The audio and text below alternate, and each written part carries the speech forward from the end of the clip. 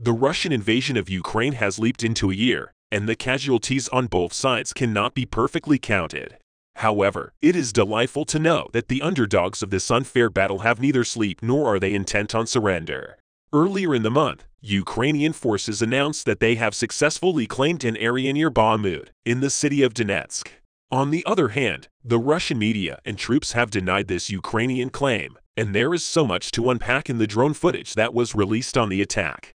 The fight in the city with Europe's largest nuclear power plant, Zaporizhzhia, is intensifying, according to Ukrainian officials there. Russia claims it was targeting deployment points for Ukraine's military. CNN's Nick Robertson spoke to Ukrainian commanders on the ground who want to set the record straight. Elite soldiers storm out of their US-made M113 troop carrier near Bakhmut. Their commander explains, dry ground, new US attack vehicles. And we had an advantage because we used armored vehicles. Yevgeny Prigozhin is saying the reason you took territory is because the Russian forces ran away.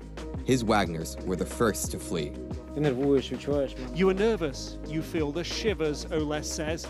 It is always painful and hard to lose, Baz says. Each of them knows more battles to come. While the counterattack near Bakhmut was successful, Ukrainians suffered 8 casualties to Russian cluster shells. The casualties were reported to be only made of civilians, but the Russians claimed they attacked what they believed as a deployment point for the Ukrainian military. The recapture of the area near Bakhmut indeed was an impressive feat for the Ukrainian military, that on air, the soldiers were treated to words of hope, resilience and freedom from a Ukrainian commander. And it is really a success when you consider how the Russians had an armored truck with them, the M113 armored personnel carrier, which the troops dismantled without any much fuss and loss from their end. Ukraine says it has recaptured ground in Bakhmut after months of the fiercest fighting for the city. We've also heard from the head of the Russian Wagner military group.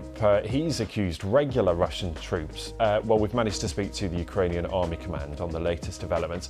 Gaining from 250 meters to 1.5 kilometers. There have been 199 occupiers killed over the past day. Normal, of course, in the way these things play out. But what do we know about what's happening on the ground, particularly in Bakhmut? The authorities here in Kyiv saying that Ukrainian forces have managed to make some gains. He said the fighting in the city continues, but that Ukrainian forces have managed to make some gains, that Ukrainian forces had carried out an offensive operation. The Russians are saying that this offensive by the Ukrainian forces involved 1,000 troops and up to 40 tanks, suggested that Russian troops had fallen back in one area near Bakhmut, tried to take back territory. When he spoke with CNN, the commander of the troops acknowledged that they went into battle with a planned attack and clinical deposition of the enemy within their ranks, after they had long claimed that area of what they know as their home. He admitted that the Russian forces could not withstand their strategic action and had to flee for their lives.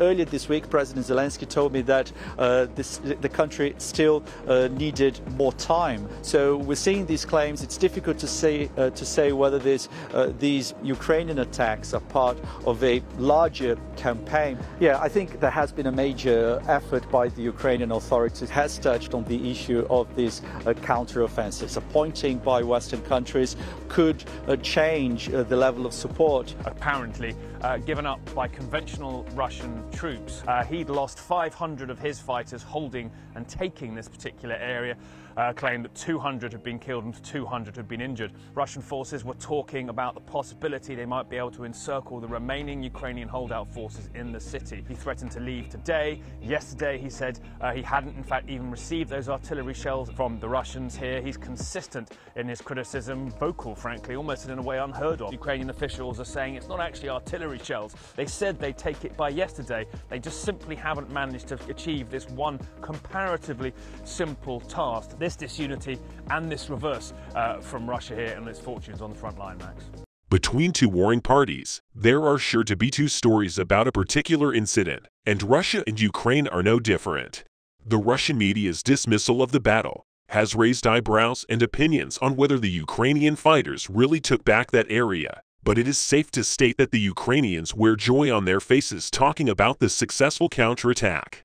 President Zelensky had previously stamped that the Ukrainian soldiers needed help. And despite President Putin's warnings to people that got involved, some countries indeed provided the help they could, in open and in secret.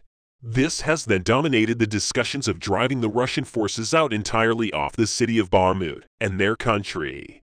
The Ukrainian president admitted that major counteroffensives against Russian troops in Ukraine will indeed take time and expend Ukrainian resources.